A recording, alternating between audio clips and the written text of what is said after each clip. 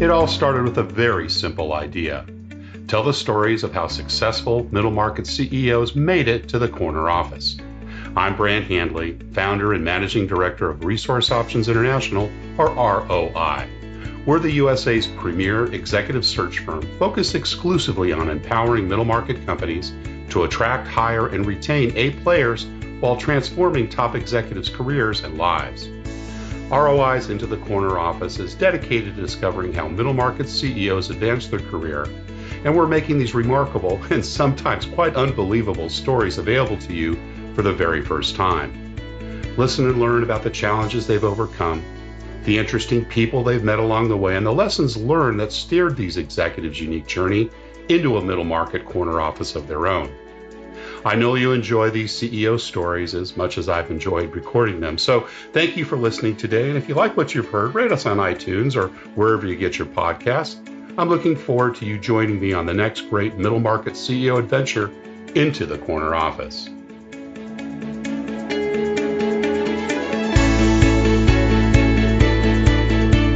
My guest today is CEO Simon Lee.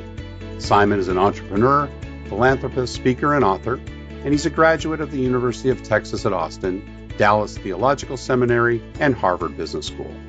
In August of 2004, Simon founded Beyond Purpose with one specific goal: to donate 50% of the company's profits to support Christian organizations focused on fighting human trafficking, providing clean water, and adoption foster care.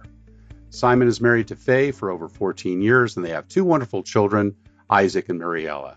Simon Lee, welcome into the corner office. Thank you for having me.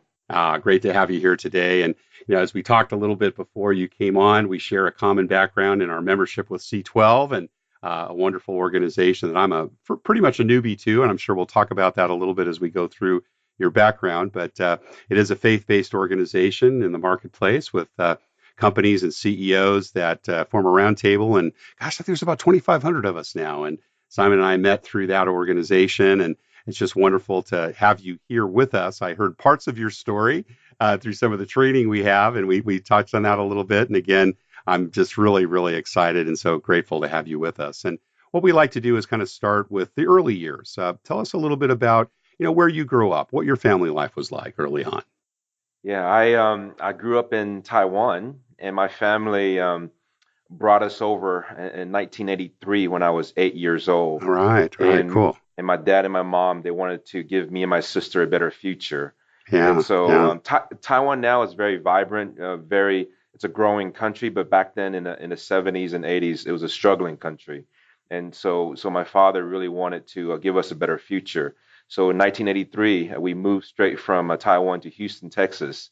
And I've been a Texans ever since. Big change. Where did you grow up in Taipei, Kaohsiung?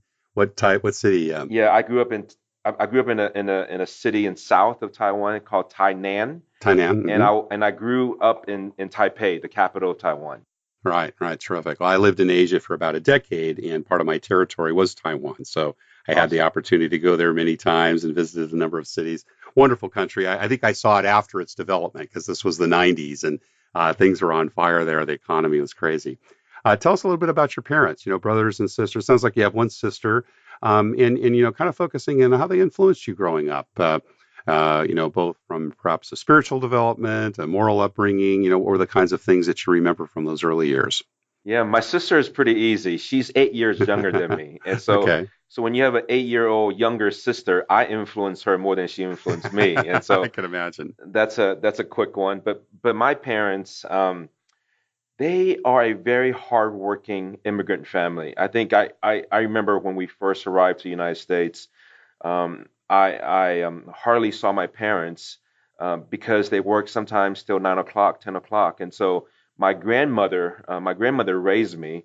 Oh, did she come over with the family? She did. She knew that we were going to need help, especially in the first few years. And so they worked really, really hard. I remember working for my father in elementary school and even in middle school, carrying containers, unloading containers of goods, and working in the Texas sun, and so just learning hard work, learning sweat. I mean, learning how to just really make a dollar, and so I learned that at a very young age. Now, grandmother was on father's side, mother's side? It's my mother's side. Yeah, my mother's mother. She lived with us for several years. Was going to say you probably spent a lot of time with her, right? So she was the kind of the caregiver when you came home from school, or got you out the door with breakfast in the morning. Was it that kind of a relationship? Yes, for sure. She did everything for us. And what was she like? Yeah, tell us a little bit about her personality and her values. Yeah, she really was there to take care of me, but at the same time to really keep the household harmony. You know, my parents came back and they're tired from work, and so she had to do a lot of the work at home. And so when I came home, she was there to greet me, and when I leave for school, she was there to greet me off. And so she was always there. But at the same time, there was a need, and I felt a need stronger and stronger as I grew older that my parents weren't there for the most vibrant part of my year. But there was some resentment there. But growing as I grow older and as I become a father myself, I realized that they really had no choice. Many of the immigrants, we had to work harder, else there is no food on the table. That's right. And so I understood as I grow older, I understood that part of the sacrifice. Yeah, no, absolutely. And having lived a decade in Asia, I really grew to appreciate the multi-generational family. I lived in Singapore for most of those years and traveled throughout. And, it was kind of different at first to hear, well, grandma and grandpa, they live with us. And, my brothers and sisters, even some of them got married and still lived in the home. And I'm like, wow, that's so different than our Western philosophy. But, there's a lot of usefulness there. And I think we've had a couple other Asian immigrants on the show. Helen Fu Thomas is one who kind of was the same thing, raised by her grandfather because her parents were hardworking. Did your parents have to leave a business behind, or did they discover a new business when they came over to Texas? Yeah, they started a brand new business. The business that they had in Taiwan, they gave it over to family members, and so two of my aunties are running it. But when he came over to Houston, he started a brand new business, and it was in the office supply industry. And so that's how I got into the business, and that's how I learned the industry well from a young age. Carrying those boxes out in the hot Texan sun. Yes, yes. Any other early influencers other than grandma and to the certain degree your parents? Were there teachers that stood out, or coaches, or anyone that in particular you remember from those early years that had an influence on your direction? Yeah, I remember my art teacher being very influential because she made me one of her teacher assistants, so I worked with her closely, and she really encouraged me to do my very best. And my father at a young age really taught me how to work hard, but at the same time, not overdoing it. In a sense that on the weekend I spent quality time with my parents. My mother always picked me up from school, and so even though they are busy, even though they are really focused on the business. They really had I would say, a healthy balance in family and business at the same time. So I That's really nice. So appreciate that. she'd pick you up from school, but take you home to grandma and then go back to work. Sometimes she'll go back to work and sometimes she'll stay, and so it depends on what kind of day she had. Yeah, yeah. Did they work together, or did they have separate businesses they pursued? Man, it's amazing. They worked together for 35 years. Oh, Yeah, wow. yeah. That's a marriage. It is. It makes a marriage or it breaks a marriage, and so Absolutely. they're Absolutely. they're still together, and so they love each other. So yeah. That's awesome. I have have had two businesses. One when my wife was boss and I worked for her. That's when we first got married. Unfortunately, that business didn't make it through the recession, and now she works for me. And to be Yes. honest, I kind of liked it the other way around when she was the boss. Yes. So Yes. it has its upsides. Are family involved in your business today? Some of your family? No, that I started myself, and so.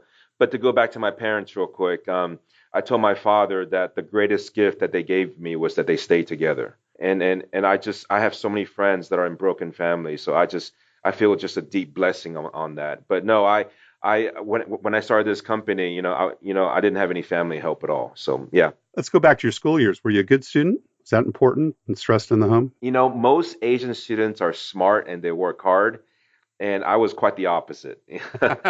I really really liked basketball, really liked sports, and I really like to be part of there's a lot of clubs in my high school and really join most of them. So Extracurricular things. What type of clubs? What types of things did you do? we had number sense, math count. I was in orchestra. I was in tennis. I was in football. I was in basketball. So just all Very kinds of active. stuff. Yes. So I'm thinking kind of a B student, right? Yeah, B student, enough to get me to University of Texas.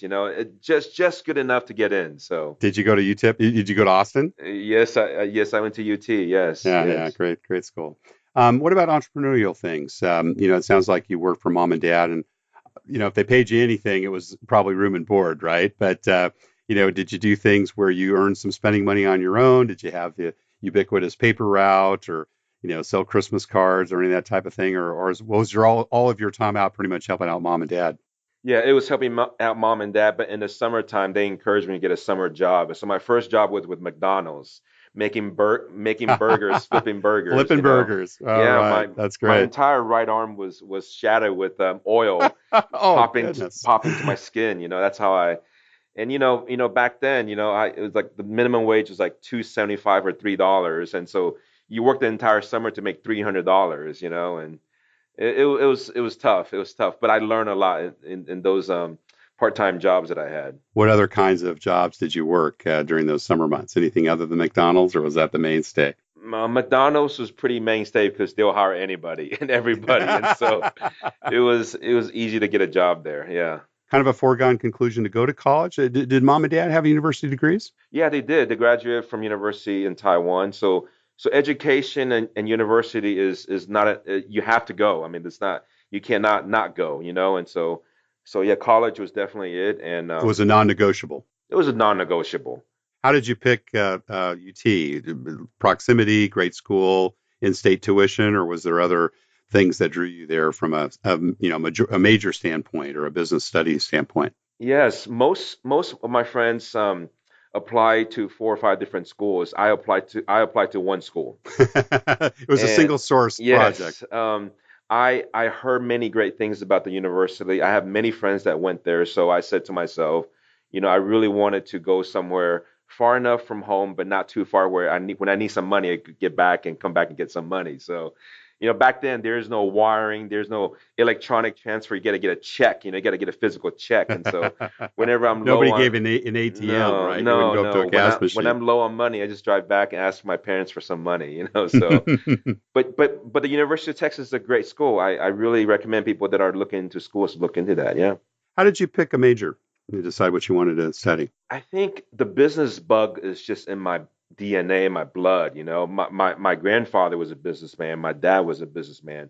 And so I just really enjoy it, even at a young age. Selling things to my friends, for a penny or a nickel. I mean, I just enjoy that. And so yeah, I knew the business school was pretty strong at UT, and so I decided to go that route at a very young age. Yeah, yeah. What was the first job out of college? I work for Trilogy Software, and Remember they them? they they are they are bankrupt now, but it's not because of me. I'm sure not. But I They worked were there. big at the time, though. They They were one of the were, they big were, players. Yeah, I remember yes, them. yes, and worked for them for a year, and then my dad called me and said he needed some help in his company, and I worked for him for about 7 years. Leadership opportunities and responsibilities early on either job. How long were you with Trilogy after you got out? Just a couple of years or Yeah, I was with Trilogy for 1 year, and I just immediately 1 year? went to work for my dad. I worked for my dad right after that. Yeah, but yeah, my dad allowed me full reign in the very beginning, just allowed me to create culture and leadership and all that. So I learned a lot from him, but he allowed a lot of latitude and allowed me to grow and to lead. So I really appreciate him on that. What were some of those early leadership lessons you got from Dad? One thing that I really appreciated him on is unity and harmony. Hmm. I see a lot of teams where you have maybe 20 people and one person's bad and it just destroys the entire team, and my dad taught me that unity is above everything else. If you don't have harmony, if you don't have unity, then you can't run a company. It's going to be toxic environment. And so that became, one of my top values when I started this company was making sure that everybody's on the same page, everybody is caring for the same thing, working together for the same goal, and so that became our DNA.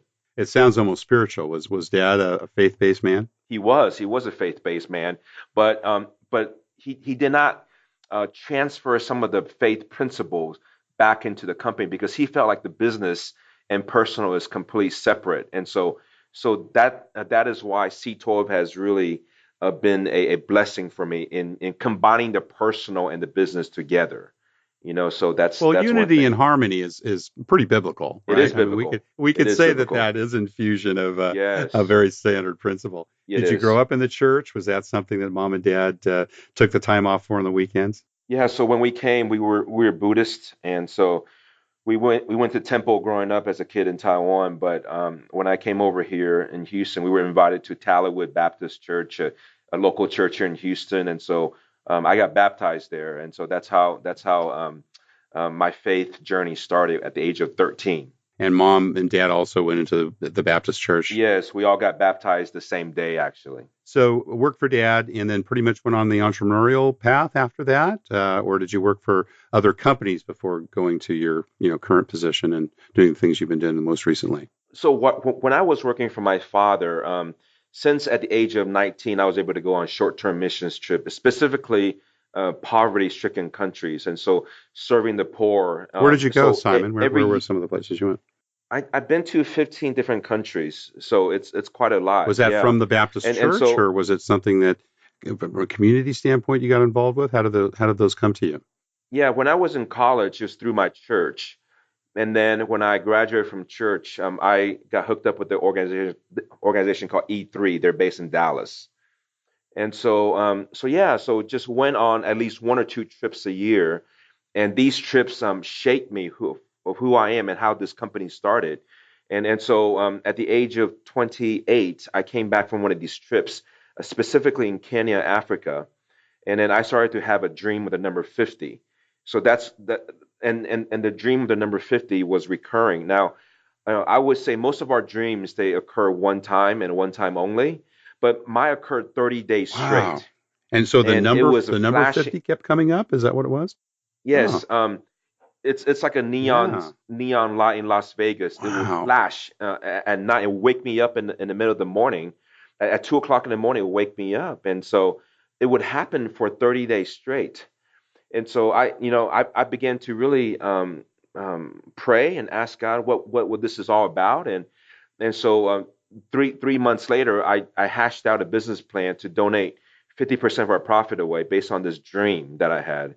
So that's how this I giving came remember out. hearing that from your testimonial. Oh, that's awesome. So the answer came back and said, "Well, it's pretty simple, dude. You're going to give away half your profits." Yeah, yes, and I told my father about this Yeah. What dream, did he say? and he was very very disappointed, very disappointed. Yeah, I can imagine. I can very imagine. disappointed. Yeah, he Oh my. he wanted me Yeah. to take over the company. Yeah. Yeah. Started having second thoughts about Yes, that at that yes. stage. Oh my gosh. Great. So then is that when you went out on your own and started a new business, or Yeah, how did well, that tell us a little bit about that transition from dad's business to your own? I tell people all the time, I said, if God gives us a vision or a dream, we have to honor God and be patient with it because he will never negate his word. And his word tells us to honor our father and mother. And so I told my dad, I said, I know this vision is from God, but I wanted to honor you. So why don't you and mom pray and see if this is from the Lord? And so 3 months later, they prayed and they fasted and they came back with a check of $50,000 to Wow. help me start this Help you company. start it. Yeah. Say, well, so you want to go do this and give half away? Here you go. Here's your seed money. Yeah, but what's even more important than that is they give up their dream for their only son to take over the Wow. company. So that was Wow. more of a That's hard. sacrifice. Yeah, yeah. Yeah. So it was Yeah. a big deal. Did your sister get involved in the business at all, Yeah, or so my sister, after she graduated from college, she took over the company. and she took over? Well, there you go. They had a Yeah. plan B, huh? They had a God, plan God B. had a plan me that we didn't know about. Yes, yes. Tell me about the first time you started managing people, Simon. Was that at Dad's business, or more on your own once you got started? Yeah, I think it's more on my own. My dad managed his team pretty well, and so I kind of stayed out of that. But um, I think actually, first management was when I was 21 in college. I was able to manage a group of students, 10 leaders, and about 500 students organization, and that was the first time I experienced large scale leadership. And so I think even that one situation, that one year of leadership really helped me and translated and helped me to know how to lead well, and so. What were some of the lessons you learned in that particular instance? Because that's quite young, to particularly have that group of people. Yes, it is quite young. I vividly remember that everybody's opinion is important. Right, And sometimes people don't want you to do everything that they tell you to do. So for example, if they tell you something, as a leader, we must hear them out. right, true. Sometimes people just want to be heard. It's not necessarily you have to do what they say, but they need to be heard. And so I learned from a young age is that to care for people, that's one of the ways to care for people is that you have to sit down and listen to their cares and listen to their concern. So And true. and and as a leader, we have to tell them, you know what, that's a great concern. Uh, if it's feasible, we'll definitely implement it. But if it's not, we might need to do it later. And so we never promise anything that we can't do, and we always make it very feasible, and so that it's a mutual understanding, in that conversation. So Where'd you pick up that lesson? Was that something you saw maybe exhibited by mom and dad at home? Did your wife teach it to you? Was there other instances where, you got maybe that imprint from someone else? Because that empathetic tool is a very important one. I can do that more often at home. I know for sure. yeah, it is. It is a very important one. It works well in marriage, obviously, but I learned that from my dad, but I also learned that from organizations that were toxic on campus. On campus, you have several organizations that are dysfunctional, and leaders feel like that they're bossy. They have to tell people what to do, and so these type of culture, these toxic culture is, sometimes you could learn from people that succeeded, but sometimes you can even learn more from people who have failed. And so I tend to like to learn from people who have made mistakes. We tend to learn a lot more during that time. So So was that one that you saw yes, kind of in the opposite, right? People that yes, didn't listen yes. were kind of steamrollers. Yeah, yeah. I could see where that was important. Terrific. Well, that's a great skill. How would you say your leadership's evolved over time? From the days of Trilogy, working with Dad, and now, how many people in your current organization, Simon? We have 8. 8. Cool. So tell us a little bit about that journey. How has your leadership changed? I was just sharing one principle with our team this morning. We open up in a word of prayer and encouragement every morning in our company, and so we before the encouragement and prayer time, we also do some sharing. How's our day? How's our night with our family? So we share a little bit about that, and so the one principle that I was sharing was that um, we've been around for 14 years, and I told the team, I said the first 10 years, I would be stressing out if we lose an account or if we don't close a deal. And I focus on the end product more than the process itself. What I mean by that is we can't control the ending, we can't control profit, but we can certainly control the process, making sure that each department's process and execution is all done with excellence. And when we do that, top line is going to grow, bottom line is going to grow automatically. We don't need to stress out over that. And so I think the first 10 years, I really focused too much on how do you generate revenue, how do you generate profit, and I stressed out over that. Instead, my focus and my attention should be on how do we make sure that it's 5-star customer service in every part of our business, our website, our sales, our customer service, our delivery, making sure that every part of the component of our company is successful. So therefore, the revenue and the referrals and all that will come naturally. Flows And from it. so Yeah. yeah, so that's one thing that I feel like that I changed quite a bit, these past 4 or 5 years. Yeah. How do you decide if it's time to micromanage or stay out of someone's sandbox, Simon? Wow, that's a deep question. I think I struggle with that, like many people, is that leaders, we tend to like to be in control. I think as you get older and as you mature more with age, you realize that we are really not in control. There's a lot of things that we simply cannot control in business. There are certain things that we can, but there are certain things that we can't. And so we want to focus on the things that we can, and we don't want to focus on the things that we can't. And so you're talking about micromanaging. One thing that I struggled with in the beginning was micromanaging, making sure that everything is touched by my hand, Right, right. and we know as a company grow in size, that has to be less and less, or else your company simply cannot grow. And so what that really means is that you have to allow mistakes. When people make mistakes, we have to understand that that's part of it. And when we do make mistake, we sit down, we talk about it, and we try to, try to say, how do we avoid that in the future and not be shameful or condemning? That condemning nature and that shameful nature is something that is so negative in a culture. And so even in a mistake, we can encourage people with it. I don't think you need to be shameful or condemning, because people really don't learn when they feel bad about themselves. You know what I mean? So yeah. Talk to me a little bit about company culture, and your thoughts on that, the importance of it or lack of importance of it in your organization. Yeah, our three cultures: excellence, integrity, and selflessness. And these Mm-hmm. are the three qualities that we had since day one. And so when we hire people, we look for these three qualities. And so, in order to create a culture, the leader has to have that culture in them. If you want to do the culture of excellence, and if you're not excellent yourself, forget it, because people could see it through you, and you cannot fake things out. And so I often ask leaders that cannot implement cultures well, I always ask them, are you living that culture within yourself? And even more importantly, are you living that culture privately in your family, in your marriage?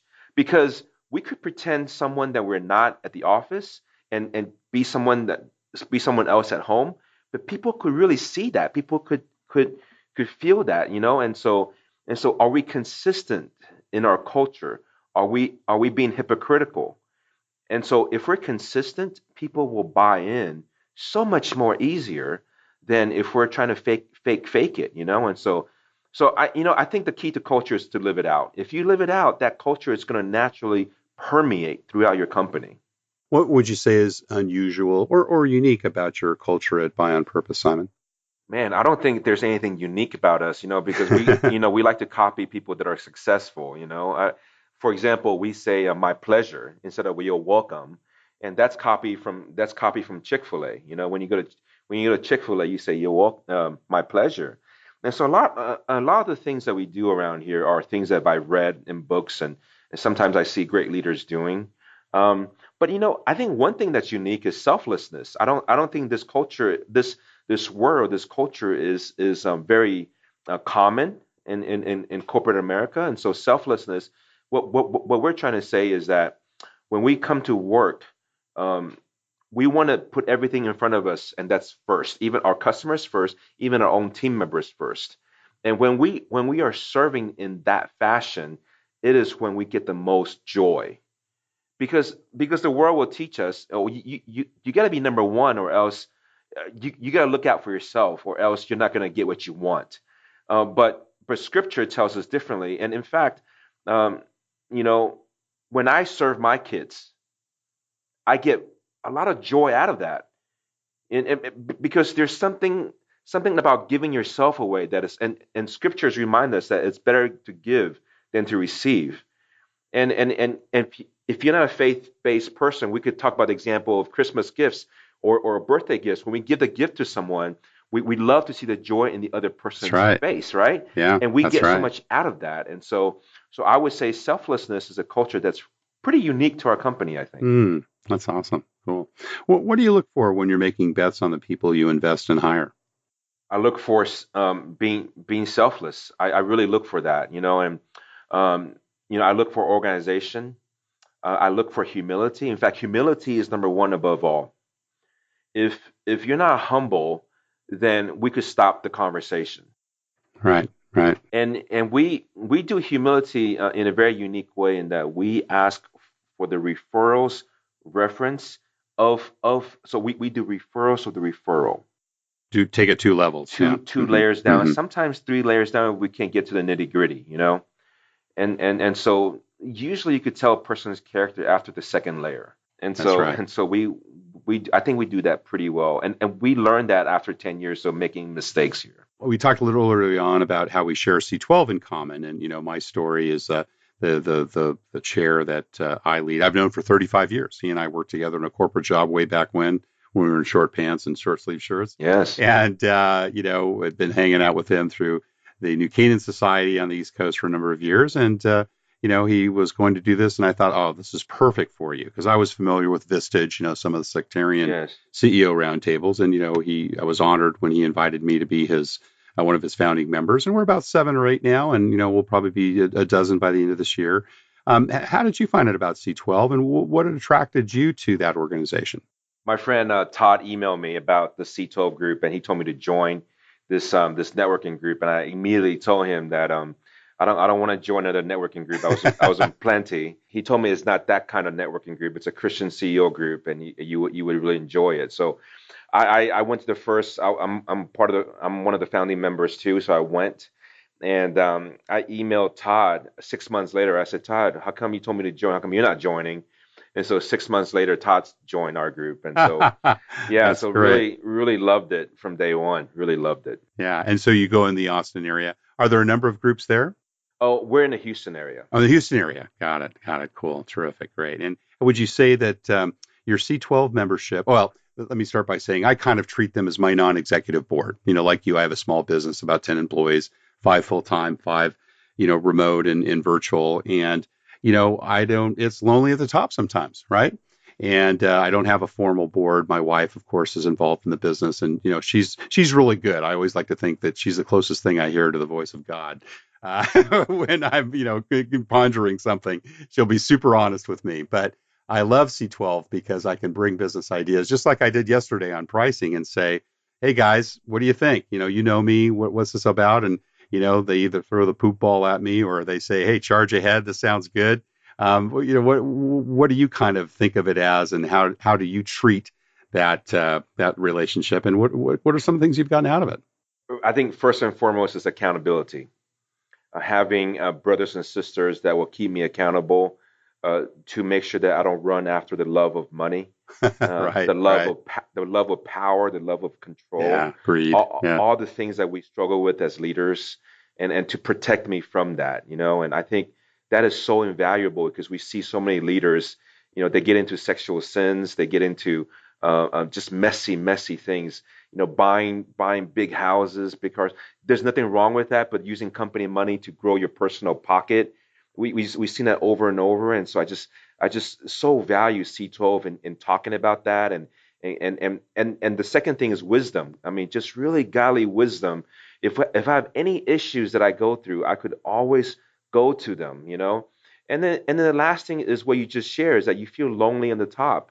There is great camaraderie, there's great fellowship, right? Absolutely. You're not alone. There's other people out here that are doing exactly what you're doing. So we're in this together. And when we do it together, it's just so much more fun, so much more exciting. And so I would say those three things are tops for me, being C12. Yeah. And how long have you been in the organization? C12 came into Houston 6 years ago. So I've been in it for 6 years, yes. Wow, that's awesome. Cool. Well, as a newbie, that's very encouraging. I hope to continue to get these things out. Well, Simon Lee, you've been very generous with your time. Thank you so much. We always ask one last question, and as we talked before the podcast, most of our audience are, middle market executives, many CEOs like yourselves, but also those that aspire to the C-suite. And just want to kind of finish off with, what kind of career and life advice would you give to someone who has their own eyes on a corner office, or perhaps wants to be an entrepreneur like yourself? I'm turning 45 next year, so I'm getting there where in my mid 40s I feel like that I've learned one thing, and that is to be content at all times. I I think when an entrepreneur or someone that wants to be in business, it is really easy for us to want more and more. And if we're not content with what we're at right now, then it will be very difficult, because when you grow more, you're going to want more. And so there's never a satisfaction, in how much you make, or how much profit you have, or how much top line you grow. And the secret to life and business and in all things is that no matter what stage we're at in business or in life, we had to be content. We had to say, hey, I'm really grateful. Yeah, even though we might be in a down season, maybe I'm going through a trial. I'm just content the fact that I'm even breathing, that I could even face this problem. And so having a very positive outlook on things is so important, because as we just talked earlier, greed is the enemy to success. And so if we're greedy, and we all struggle with this. I mean, we got to be honest with ourselves. Even the most mature person out there struggles with greed. And so I think being content as a leader. Now contentment does not mean that we don't grow in our character in a pursuit of excellence. It's not complacency. That's Yeah, not right? complacency. In fact, contentment is very active. In pursuing what's right, in pursuing what's good. And so that's what I meant. And I think your listeners will understand that. Yeah. Simon, thank you again so much for sharing your journey into the corner office. Yeah, it's my pleasure. Thank you for listening to Into the Corner Office with Brant Hanley. We hope you enjoyed hearing our guest CEO story as much as we did. If you want to hear more CEOs reveal their journey into the corner office, please subscribe via iTunes and tell your friends and colleagues. For more information about Brant, Resource Options International, and the mighty middle market, visit www.go4roi.com. We look forward to having you join us for our next episode.